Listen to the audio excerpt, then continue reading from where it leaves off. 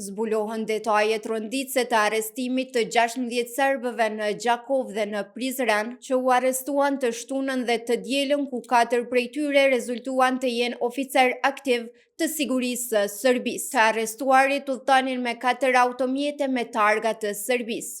Gjatë kontrollit janë gjetur prova që i lidhin këta persona me strukturat e inteligjencës ushtarake serbe dhe me antar të grupit terrorist që morën pjesë në sulmin e armatosur në Banjsk. Mes provave të sekuestruara janë imazhe me hartën e Kosovës, fotografi të pjesëtarëve të vrarë në grupin terrorist në Banjsk, 2 thika, 1 sopat dhe 1 dritë rotative.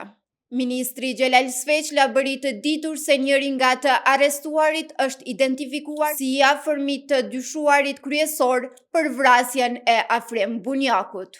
Nga 12 persona të arrestuar në Prizren, 10 prej tyre janë liruar, kurse 2 janë ndaluar si pjesëtar të MUP-it serb. Kryeministri në detyrë Albin Kurti ka ngritur alarmin se Serbia po vazhdon përpjekjet për të penguar formimin e institucioneve të reja të dala nga zgjedhjet parlamentare të 9 shkurtit 2025, duke ushtruar ndikim tek disa deputet të komuniteteve jo serbe. Në anën tjetër, presidenti i Serbisë Aleksandar Vučić tha se personat e ndaluar kishin shkuar për të vizituar seminarin teologjik dhe manastiret përreth Prizrenit. Gjithashtu edhe policia e Kosovës ka deklaruar se do të vijojë me vigjilencë të shtuar dhe me hetime të thelluara.